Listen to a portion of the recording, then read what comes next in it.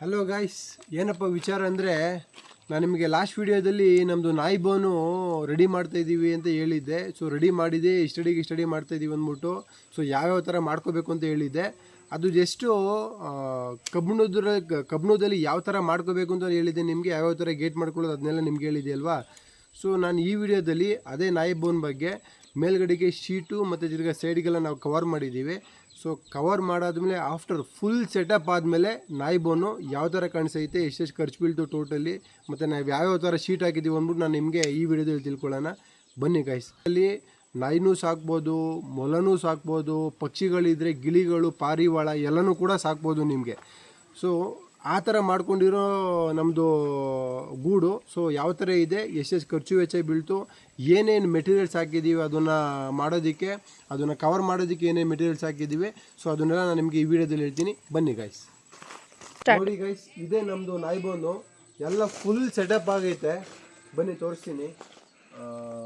ಅಥವಾ ನಮ್ಮ ವೀಕ್ಷಕರಿಗೆ ಯಾವ ಥರ ಇದೆ ಏನೈತೆ ಅಂತ ತೋರಿಸ್ಬಿಡೋಣ. ಗೈಸ್ ನೋಡಿ, ಇದು ಫುಲ್ಲು ಸೆಟಪ್ ಆಗಿದೆ. ಒಂದು ಸತಿ ಫುಲ್ಲು ತೋರಿಸ್ಬಿಡ್ತೀನಿ ನಿಮಗೆ, ನೋಡ್ಕೊಳ್ಳಿ ಗೈಸ್. ನೋಡಿ, ಇದು ಬ್ಯಾಕ್ ಸೈಡ್, ಇದು ಈ ಕಡೆ ಸೈಡು, ಇದು ಫ್ರಂಟ್ ಸೈಡ್, ಇದು ಓಕೆನಾ. ಸೊ ನೋಡಿ, ಇದು ಇನ್ನೊಂದು ಸೈಡು. ಮೇಲ್ಗಡೆ ಬಂದ್ಬಿಟ್ಟು ನಾವು ಶೀಟು, ನಮ್ಮದೇ ಹಳೆ ಶೀಟ್ ಇತ್ತು. ಸೊ ಅದನ್ನು ನಾವು ಡ್ರಿಲ್ ಮಾಡ್ಕೊಂಡಿದ್ದೀವಿ. ಅಂದರೆ ನೀಟಾಗಿ ಅದಕ್ಕೆ ಗಾಳಿಗೆ ಆಗಲಿ ಎಂದಕ್ಕಾಗಲಿ ಅದು ಹಾರಬಾರ್ದು ಅಂದ್ಬಿಟ್ಟು ನೀಟಾಗಿ ನಾವು ಅದಕ್ಕೆ ಸ್ಕ್ರೂ ಮಾಡ್ಕೊಂಡಿದ್ದೀವಿ. ಗೈಸ್ ನೋಡಿ, ಇದ್ರ ಮೆಜರ್ಮೆಂಟ್ ಬಂದ್ಬಿಟ್ಟು 9 ಅಡಿ ಉದ್ದ, 4 ಅಡಿ ಹೈಟ್ ಇದೆ, ಓಕೆನಾ. ಅಗಲ ಬಂದ್ಬಿಟ್ಟು 9 ಅಡಿ ಇದೆ. ಇದು ಒಂದೊಂದು ಪಾರ್ಟೇಷನ್ನು 3 ಅಡಿ 3 ಅಡಿಗೆ ಒಂದೊಂದು ಪಾರ್ಟೇಷನ್ನು. 3 ನಾಯಿ ಸಾಕೋ ಥರ ನಾವು ಇದನ್ನು ಬೋನ್ ಮಾಡ್ಕೊಂಡಿದ್ದೀವಿ ನಾವು.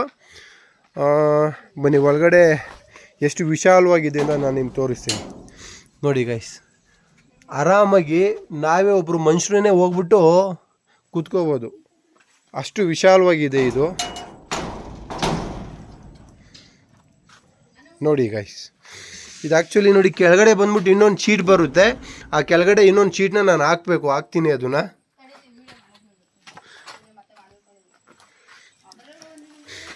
ನೋಡಿ ಈ ಥರ ಕಾಣಿಸ್ತಾ ಇದೆ.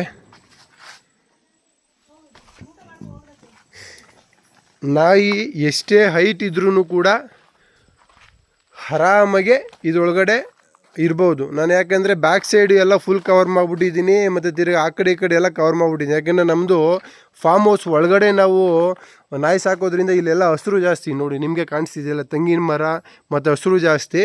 ಸೊ ಇಲ್ಲೆಲ್ಲ ಸೊಳ್ಳೆಗಳ ಕಾಟ ಜಾಸ್ತಿ ಇರುತ್ತೆ. ನಾನು ಅದಕ್ಕೆ ಏನು ಮಾಡಿದ್ದೀನಿ, ಇದನ್ನು ಸುತ್ತ ಫುಲ್ಲು ಕವರ್ ಮಾಡಿಬಿಟ್ಟಿದ್ದೀನಿ. ನೋಡಿ, ಇದನ್ನು ಆ್ಯಕ್ಚುಲಿ ನಾನು ಯಾವ ಥರ ಹೊಡ್ಕೊಂಡಿದ್ದೀನಿ ಅಂದರೆ, ನೋಡಿ ಇದು ಶೀಟ್ ಬರುತ್ತೆ.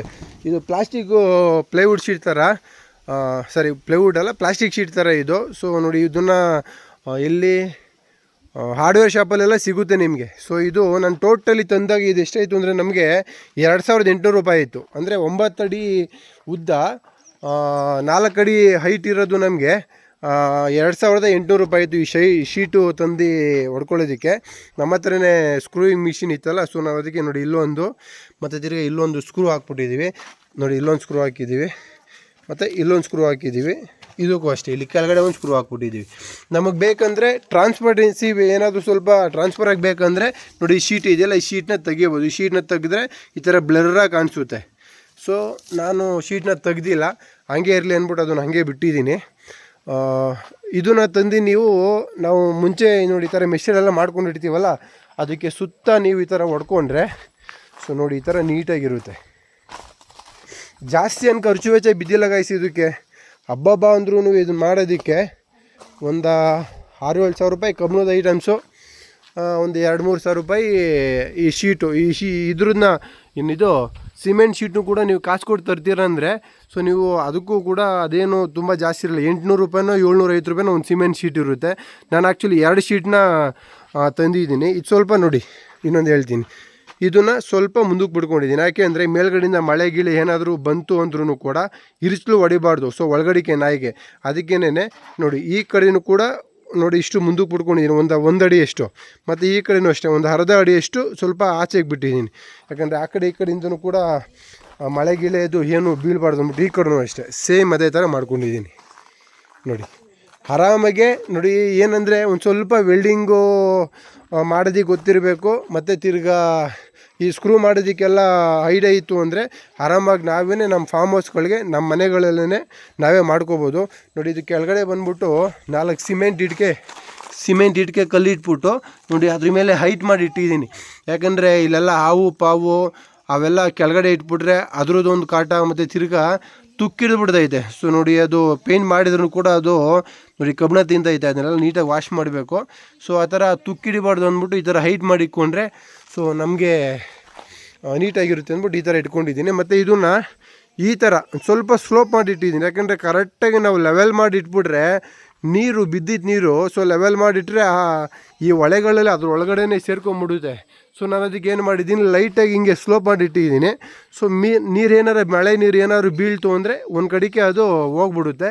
ಸೊ ಮೇಲ್ಗಡೆ ನೀರು ನಿಲ್ಲಲ್ಲ, ಅದೊಂದು ಮಾಡ್ಕೊಂಡಿದ್ದೀನಿ. ಗೈಸ್ ನೋಡಿ, ಇದು ಆರಾಮಾಗಿ ನಾವು ಒಬ್ಬರು ಮನುಷ್ಯರು ನೋಡಿ ಒಳಗಡೆ ಹೋಗಿ ಕುತ್ಕೊಂಡು ಆರಾಮಾಗಿ ಕುತ್ಕೋಬೋದು. ನೋಡಿ ಇಷ್ಟು ಸ್ಪೇಷಿಯಸ್ ಆಗೈತೆ. ನಾಯಿ ಅಂತೂ ಆರಾಮಾಗೆ ಸಾಕೋಬೋದು ನಾವು. ಈ ಒಂದು ಮರಿ ನಾಯಿ ಆದರೂ ಸರಿ, ಇವಾಗ ಹೆಣ್ಣಾಯಿ ಸಾಕಿದ್ವಿ ಅಂದರೆ ಇವಾಗ ಅದೇನಾದರೂ ಮರಿಗಿರಿ ಆಗುತ್ತೆ ಅಂದರೆ ನಾವು ಆರಾಮಾಗೆ ಇದರೊಳಗಡೆನೇ ಒಂದು ತಾಯಿ ಮತ್ತು ಮರಿಗಳನ್ನ ಸಾಕೋಬೋದು. ಅಷ್ಟು ಸ್ಪೇಷಿಯಸ್ ಆಗೈತೆ ಗೈಸ್. ಆ್ಯಕ್ಚುಲಿ ನಮಗೆ ಇದ್ರದ್ದು ಖರ್ಚು ವೆಚ್ಚ ಬಿದ್ದಿರೋದು ಬಂದ್ಬಿಟ್ಟು ನಮಗೆ ಎಲ್ಲ ಟೋಟಲಿ ಒಂದು 10,000 ರೂಪಾಯಿ ಒಳಗಡೆ ನಮ್ಗೆ ಬೀಳ್ತು. ಯಾಕಂದರೆ ಇದು ನಾವೇ ಮಾಡ್ಕೊಂಡಿತ್ತಲ್ಲ, ಸೊ ಅದಕ್ಕೆ 10,000 ರೂಪಾಯಿ ಒಳಗಡೆ ಬೀಳ್ತು ನಮಗೆ.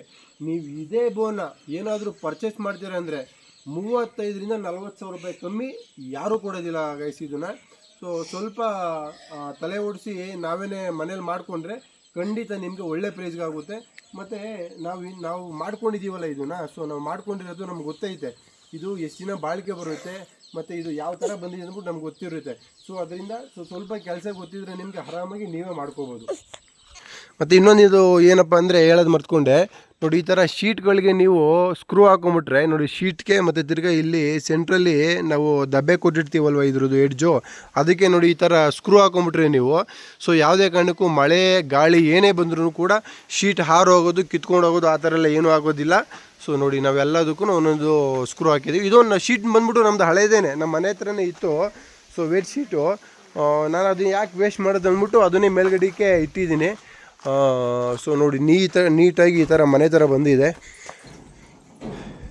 ನಾವೇ ಮಾಡ್ಕೊಂಡಿದ್ದು ಗೈಸ್. ಇದು ನೋಡಿ ಈ ಥರ ಕಾಣಿಸ್ತೈತೆ ಔಟ್ಲುಕ್ಕು. ಯಾರಾದರೂ ನಮ್ಮ ರೈತರುಗಳು ಫಾರ್ಮ್ ಹೌಸ್ಗಳಲ್ಲಿ ಈ ಥರ ನಾಯಿಗಳು, ಮೊಲ, ಗಿಳಿ ಏನೇ ಪ್ರಾಣಿಗಳು, ಇವನ್ ಕೋಳಿಗಳಾಗಲಿ ಸಾಕೋಬೇಕು ಅಂದರೆ ಈ ಥರ ಮಾಡಿಕೊಂಡ್ರೆ ಸೊ 100% ಅದು ಯೂಸ್ ಆಗುತ್ತೆ. ಮತ್ತು ಲೈಫ್ ಜಾಸ್ತಿ ಗೈಸ್ ಇದಕ್ಕೆ. ಸೊ ನಾವೊಂದು 15-20 ವರ್ಷ ಆರಾಮಾಗಿ ಇಟ್ಕೊಂಡು ನಾವು ಇದನ್ನು ಸಾಕೋಬೋದು ಏನಾದರೂ ಪ್ರಾಣಿ ಪಕ್ಷಿಗಳ. So thank you so much.